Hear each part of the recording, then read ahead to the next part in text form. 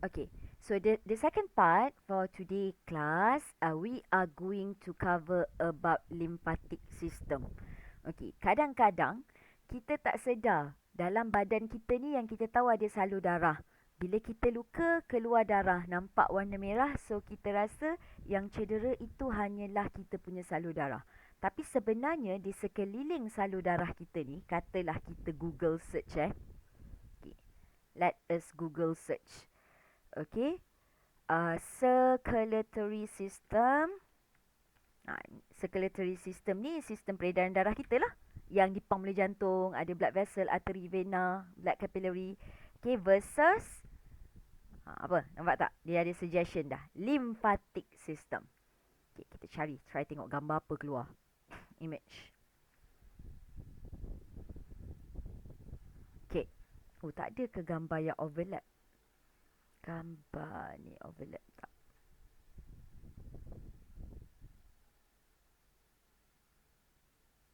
Okay, ni kalau ini sistem peredaran darah, ini sistem limfatik, dia bukan asing-asing. Ni badan yang sama. Sebenarnya dia overlap. Okay, gambar ni overlap.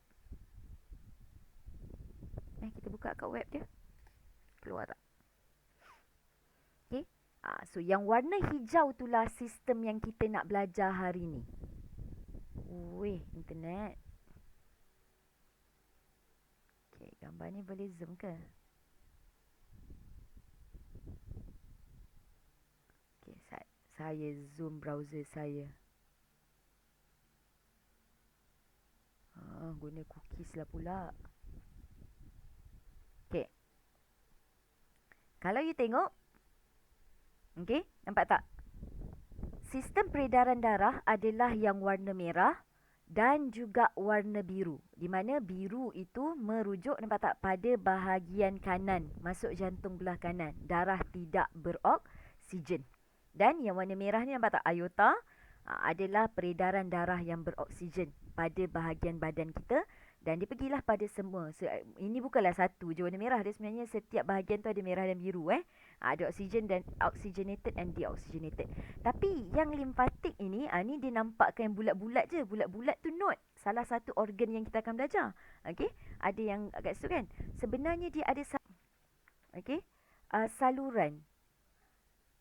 Okay. Saluran dia tu macam ni, nampak? Pada keseluruhan badan kita ni ada salur-salur. Ni gambar ni lebih besar kot. Okay, ada saluran-saluran dia. Ini, structure ni overlap dengan ini. Dan dia berada together. Yang bulat-bulat ni, node. Ini yang kita nak belajar. So, apa yang akan ada dekat dalam ni? Berbanding dengan apa yang ada dalam darah. Itu juga apa yang kita nak cerita hari ini. Okay, so inilah komponen-komponen dia. You boleh refer kepada sini. Tapi madam nak buka gambar. Okay. Ini girl. Okay. So tak adalah gambar sistem peredaran darah. Saya dah potong dah. Tak ada. Tinggal salur-salur ini. Di mana sebenarnya overlap dengan situ ada juga salur-salur darah kita, blood capillary kita dan sebagainya.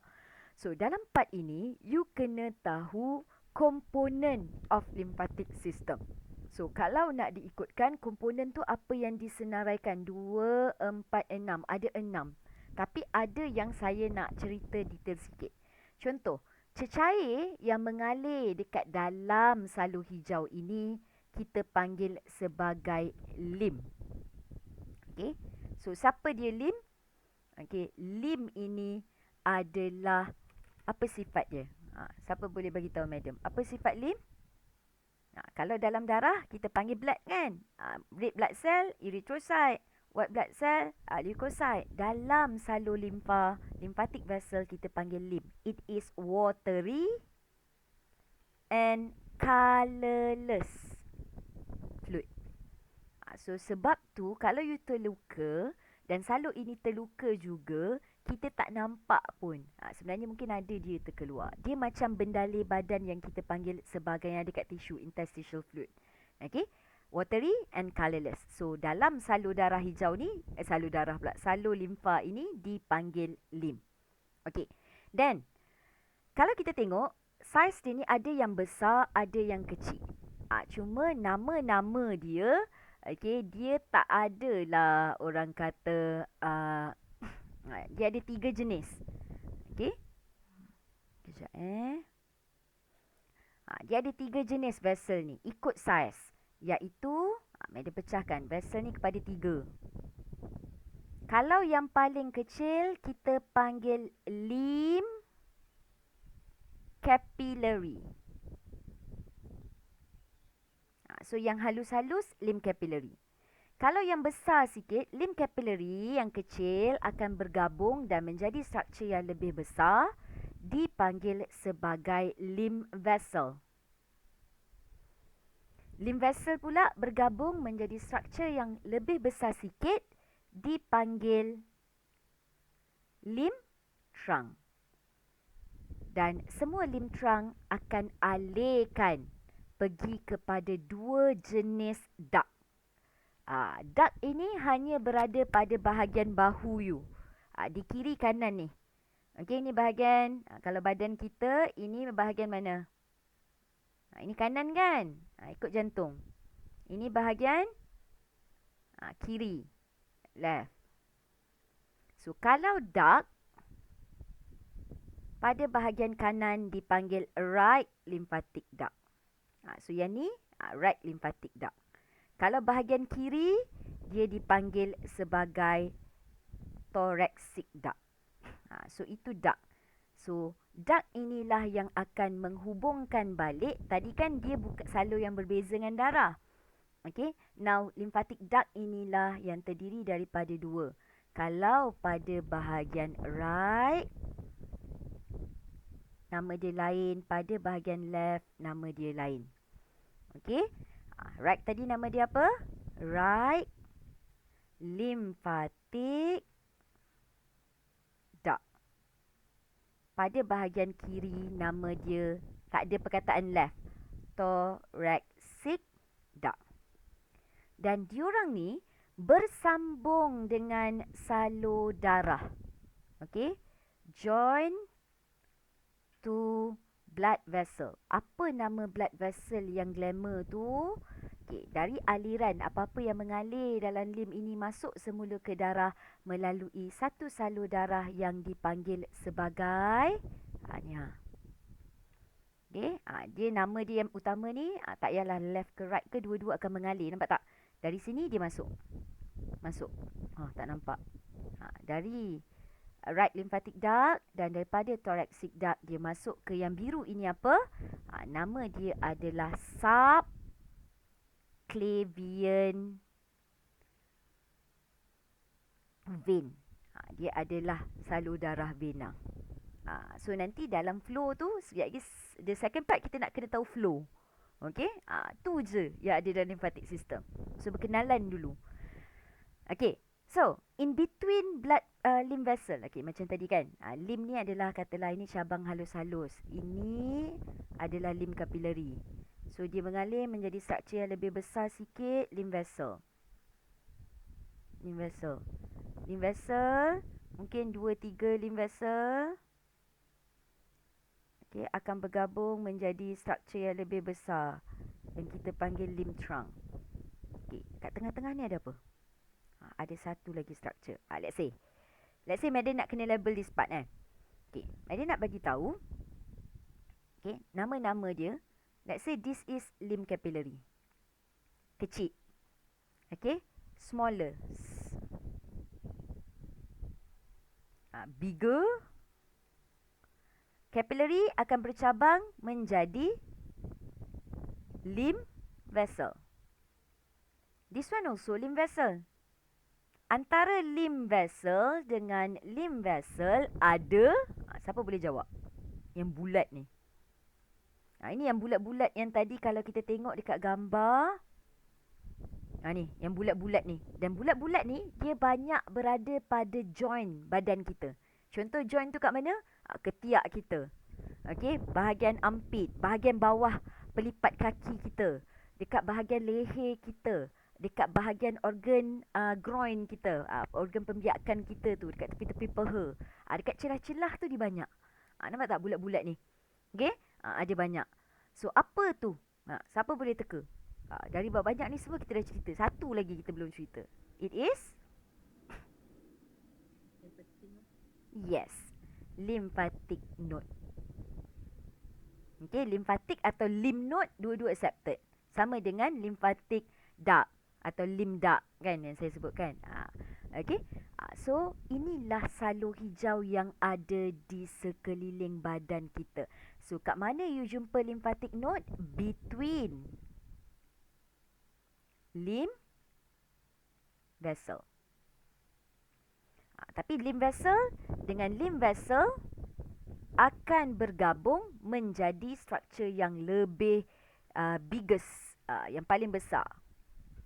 Okay, yang dipanggil sebagai apa? Ni hijau-hijau ni capillary.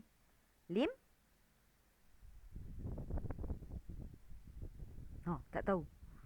Lymph capillary, lymph vessel. Antara lymph vessel dengan lymph vessel ada lymph node. Lymph vessel dengan lymph vessel bergabung menjadi, ni masih lagi dekat bahagian badan-badan ni, lymph trunk. Okey, dan dari lymph trunk barulah dia mengalir kalau bahagian kiri nak masuk balik dalam sistem peredaran darah melalui thoracic duct. Dari bahagian kiri masuk thoracic duct pergi ke subclavian vein, masuk balik dalam jantung. Kalau dari bahagian kanan dia akan masuk ke dalam sistem peredaran darah melalui right lymphatic duct. So, siapa yang berhubung dengan lymphatic duct ini, lymph trunk ini, dia berhubung pula. Katalah, kalau saya nak tambah, alamak, dah ada nota pula kat tepi. So, dia akan pergi kepada lymph duct pula selepas itu. Okey, so jom kita tengok apa nota ni sebut. Apa perkara-perkara penting dalam nota. Okey, pertama tadi, lymph adalah clear, colourless, watery fluid. Tapi dia ni sebenarnya originate daripada blood plasma. Okay, so macam mana daripada salur darah, blood plasma duduk dalam salur darah? Boleh pergi ke dalam salur sebelah, main lompat-lompat ke? Itu kita nak tengok sekejap lagi. Okay, then apa itu? Inilah vessel-vessel tadi. Lymph capillary, lymph vessel, lymph trunk je dia tak cerita kat sini. So you tahu trunk ni lebih besar. Tiny capillary yang ada thin wall dan ada valve. Okay, apa beza salur darah? Okay, different between blood vessel with lymph vessel. Mana-manalah lymph vessel ke, lymph capillary ke, salur lah. Okay, diorang ni ada valve. Okay, maknanya lymph ni dia mengalir hanya satu arah. Dia tak ada patah-patah balik. Salur darah kita yang ada valve, okay, valve ini hanya ada dekat jantung. Atrioventricular valve, semilunar valve. Okay, yang bicuspid, tricuspid, aortic, pulmonary tu.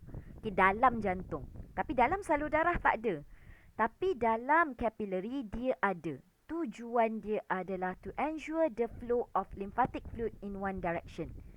Okay, satu arah aja. Maknanya dia dah terkeluar dekat bahagian mana? Contohnya dia terkeluar dekat bahagian tangan. Dari salur darah, dia masuk dalam salur, kita panggil lymph capillary.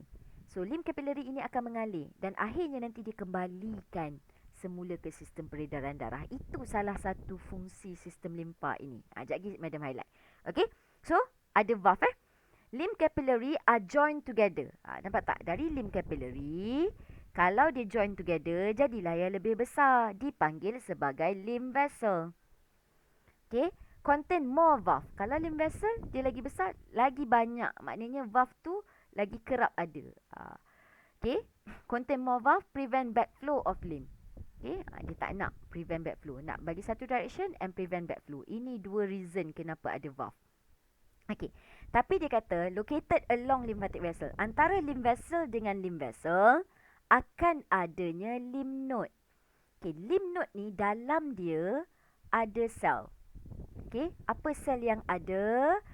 Filter, function dia adalah untuk filter and destroy any infectious toxic material. Okay, Sebab dekat dalam dia, kalau you tengok second video yang ada dalam link itu, apa yang ada dalam lymph node. Okay, dia ada agent white blood cell kita yang boleh engulf harmful pathogen. Maknanya, dia tolong engulf harmful pathogen mana? Dari blood plasma yang dah termasuk ke lymph ni. Dalam salur lymph ni, tujuan yang kedua dia, madam tunjuk tujuan lah bagi faham jalan cerita ni. Sistem kita punya limfa, yang ni tak ada dalam nota you peranan dia ada 3. Nak salin boleh salin. Tapi kita tidaklah bercerita detail tentang benda ni. Tadi kita kata dia ni cecair yang berasal dari darah. So, tujuan dia adalah return balik excess body fluid. Ini yang kejap lagi kita nak belajar, di mana body fluid yang kita maksudkan ini, masa dia dalam blood, dia dipanggil sebagai blood plasma. Dan dia terkeluar dari salur darah disebabkan oleh pressure. Dia pergi ke tisu-tisu. Dekat tisu, blood plasma ni kan colourless juga. Dia terkeluar dari salur darah merah dengan biru ni, pergi ke tisu, dia menjadi interstitial. Alamak, macam salah eja je. Betul. Interstitial fluid. Cecair yang ada dekat sel-sel kita. Tapi dari interstitial fluid ni lah, 10% akan masuk ke dalam lymph capillary tadi. So, dalam lymph capillary, dia dipanggil sebagai lymph. Dia sebenarnya benda yang sama. So, lymph ni, bila dia dah mengalir, sepanjang dia mengalir, kalaulah ada benda-benda jahat, itulah yang lymph node akan hapuskan. Sebab nanti dalam aliran tu dia akan pergi mana? Dia akan kembali semula ke darah. Melalui apa tadi? Yang kita kata subclavian vein tadi. Ni masuk balik ke jantung. To the heart. Itu yang kita kata return balik excess body fluid yang tadi terkeluar kepada blood circulatory system. Yang kedua, dengan adanya lymph node, dia akan filter harmful substance in blood. Kalaulah bukanlah blood yang red blood cell dia masuk dalam salur darah, tak, apa yang terkeluar tadi masuk dalam lymph hijau ni, dia filter. Kalau ada benda jahat, dia bunuh. Sebab tu kalau orang kanser, waktu dia buat kemoterapi, mungkin sel darah putih kita yang ada dalam lymph node ini akan mati juga. Sebab tu daya tahan atau imun dia akan jadi lemah. Tapi yang ada dekat lymph node ni adalah sistem pertahanan pertama, mana-mana white blood cell kita yang boleh engulf. Dia bukannya sistem pertahanan yang kita akan belajar last chapter nanti yang spesifik. Dia first barrier. Yang ada benda, dia pun engulf.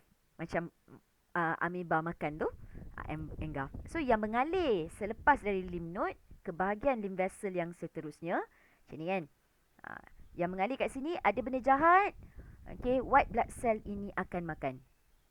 This is agent white blood cell. Akan ada kat sini. Contohnya dia ada apa, neutrophil, apa yang boleh engulf lah. And then yang mengalir ni, yang dah difilter. So ada banyak laluan tempat difilter. Sebab tu kalau kita demam, kita infected by something, kita perasan bahagian-bahagian bawah kita punya armpit, dekat leher kita, itu struktur yang panas. Sebab apa? Sistem pertahanan pertama badan kita ni berada dekat situ. Dia tu tengah lawan. Kalau dia tak berjaya lawan, barulah dia akan alertkan sistem pertahanan seterusnya. Yang ni perang-perang ni best. Kita nak belajar last chapter nanti.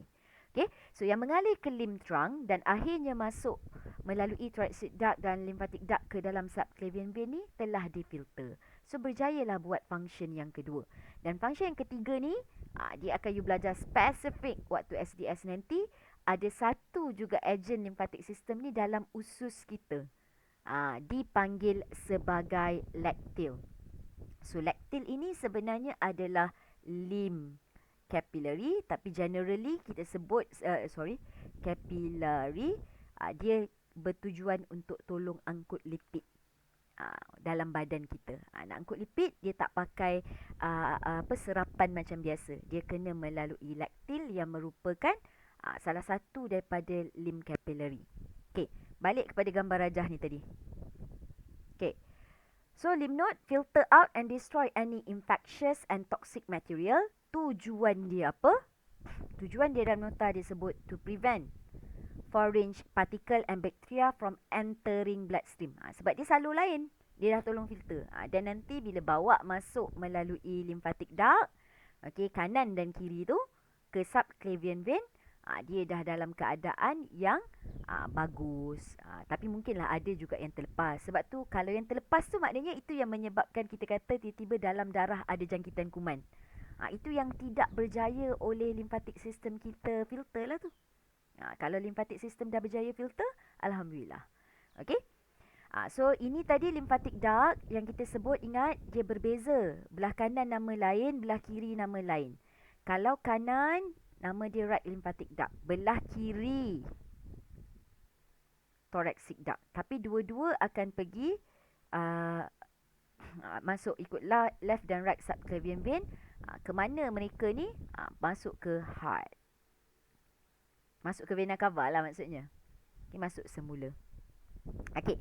Dan ini kalau salur-salur sekitar badan kita. The last part ialah lymphatic organ. Actually ada beberapa organ lain yang merupakan organ yang ni yang salurnya, yang buat kerja 3 tadi. So ada organ-organ lain. Okey, contohnya pernah dengar perkataan thymus dan juga bone marrow. Ini primary. Ini memang ada. Thymus kat sini, bone marrow ialah dekat bahagian sumsum tulang you kat tengah. Dan selain daripada tu, lymph node tadi kita tahu dah ada kat sini. Ada juga struktur lain. Contoh dekat tekak kita ni ada tonsil, ada spleen, dekat bahagian dekat dengan hati kita, dekat hujung usus kita ada appendix. So 3 ini kena ingat, mereka ini adalah lymphatic organ. Selain thymus and bone marrow. 1, 2, primary. Okay, tonsil, spleen dan appendix. Yang you kata sakit appendix. Okay, sakit appendix tu sebab bahagian appendix yang hujung tu kadang-kadang berlaku infection. Disebabkan pengumpulan macam contoh orang kata biji lada lah apa semua kan. So itu yang jadi appendiditis. Radang kat kawasan tu yang kalau teruk pecah boleh menyebabkan toksik dalam badan. Okay. So salah satu yang dicerita kat sini spleen. Apa tujuan spleen? Spleen ni adalah tempat, dia organ. Tak semestinya dia saluran. Dia adalah tempat di mana reservoir for blood. Tempat macam pengumpulan darah tu, di mana dekat situlah darah akan difilter dan purify. Okay. So itu antaranya lah. Tapi kita tak perlu tahu detail. At least you kena tahu nama-nama itu. Inilah organ-organ, nampak spleen. Okey, kat sini. Oh, nanti kalau nampak thymus dekat bahagian atas ni. Okey, lymph node, bone marrow. Okey, dekat usus ini keseluruhan usus, bukan dia ada hujung je. Bahagian ni dia macam cabang. Dipanggil appendix. Okey. So the last part yang kita nak tengok ni adalah flow of lymph. Okey. Flow of lymph ni tadi kita dah cerita pun sebenarnya. Okey. Di mana flow of lymph ini sebenarnya mestilah bermula dengan apa? Ni gambar ni kan. Okey, kita tahu flow of lymph ini asalnya adalah daripada dalam nota you muka surat 78. Blood capillary. Tapi jalan cerita yang bawah tu ada error sikit.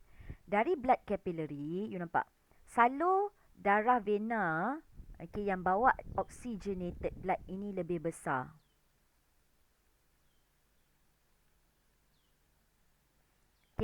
Vena, venule kecil sikit, capillary lagi kecil. Tapi darah tidak beroksigen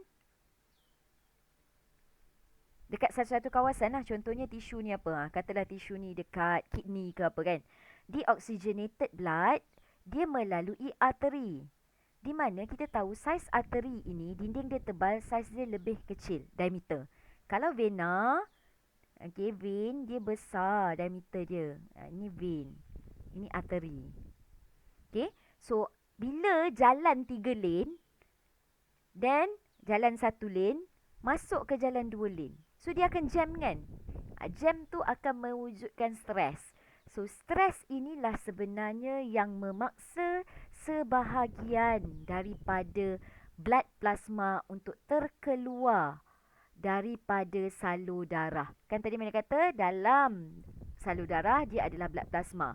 Disebabkan pressure around blood capillary.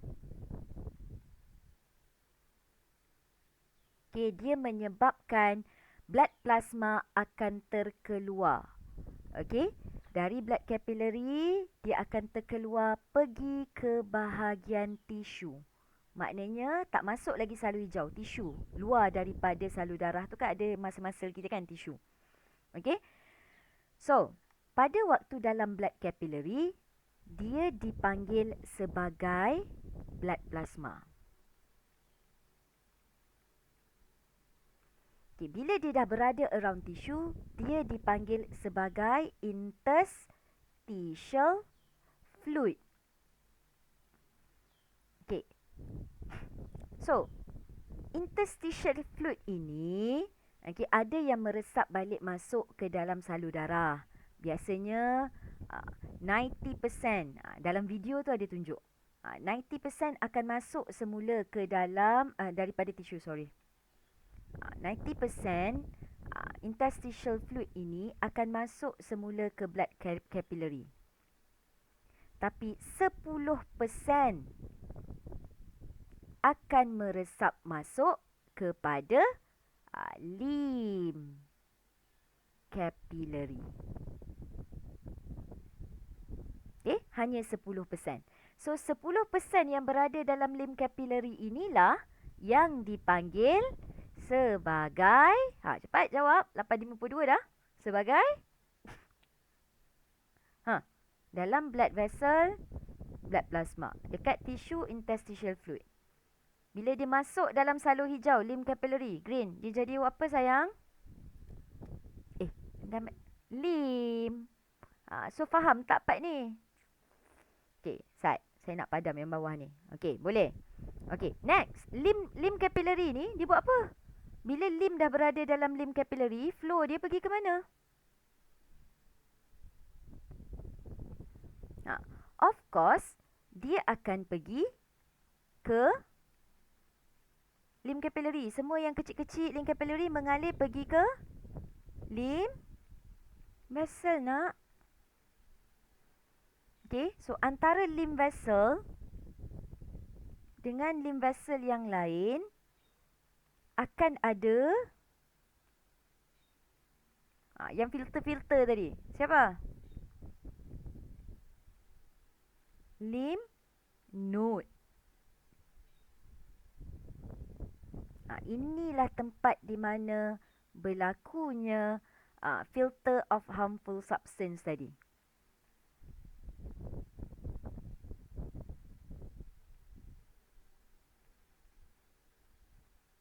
Okay.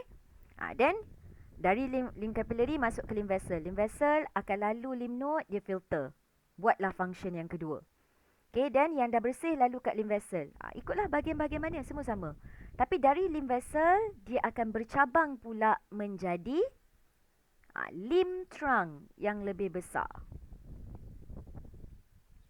Dan dari limb trunk, sekiranya dia mengalir ke bahagian kanan, dia akan pergi kepada limb duct.